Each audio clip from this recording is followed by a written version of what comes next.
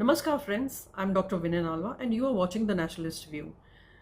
Well, can a community that fled persecution rebuild its life in another country and spend 40 years nurturing a temple be asked to leave it?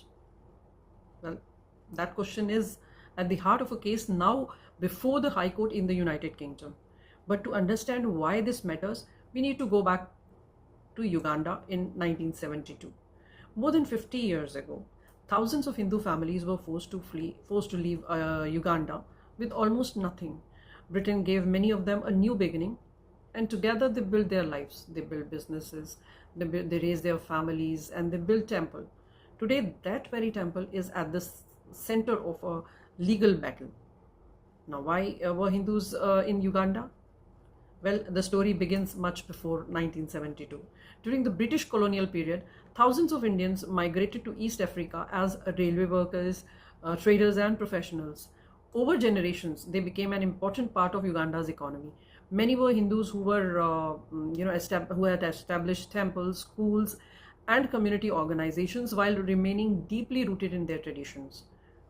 But then came everything, changed. Then came August 1972, when President Idi Amin ordered the expulsion of Uganda's Asian community. Families were given just 90 days to leave homes, businesses, temples, everything they had earned in their life, everything had to be left behind. And nearly 28,000 Ugandan Asians even actually rebuilt their lives in Britain. And one of those community that settled in Peterborough, in 1986, they established the Bharat Hindu Samaj Mandir. But for Hindus, a mandir is far more than a place where prayers are offered. It is where temples are celebrated, languages are preserved, children learn their heritage, and devotion is passed from one generation to the next. Today, it remains the only Hindu temple within 35 miles, serving around 14,000 Hindus. And in 2025, Peterborough City Council decided to sell the building that has housed Bharat Hindu Samaj Mandir since 1986 as part of efforts to reduce its debts. And the Hindu community says it had spent years negotiating to purchase the property and had been fundraising since 2011 to buy it outright. Then the process changed. The building was placed into competitive bidding, and the successful bidder were the Khadijah Mosque, part of the United Kingdom Islamic Mission, and the Hindu community then approached the High Court. What is important here is to understand that this case is not about whether the mosque had the right to submit a bid, nor is it a dispute between Hindus and Muslims. The real question before the court is whether Peterborough City Council followed its legal duty to give proper consideration to the impact of selling the only Hindu temple serving thousands of people. And Peterborough is not the only case raising concern among British Hindus. If you remember, earlier this year, Hindu Samaj North Star they lost its bid to establish the town's first Hindu temple after land was awarded to a joint proposal from a church network and a Muslim group. But if you viewed separately, each case has its own circumstances.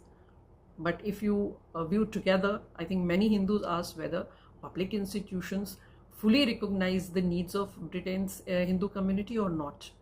The concern becomes even greater when we look at the bigger picture. Peterborough has around 40 churches and about 10 mosques, but there is only one Hindu temple within a 35 miles radius, serving nearly 14,000 Hindus.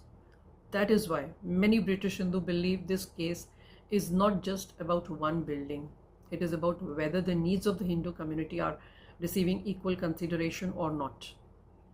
For Hindus, a mandir is not simply a place of worship. It is their children's learning heritage. It is the place where festivals unite the community, where devotion is practiced, and where spiritual continuity is carried from one generation to the next. The High Court will decide whether the council acted according to the law. But another question that goes beyond the courtroom: when the only Hindu temple serving thousands of people is put up for sale, should it be treated like any other property? Or should its role in preserving faith, culture, and community also matter? That is the question this case asks, not only of Peterborough but of modern Britain.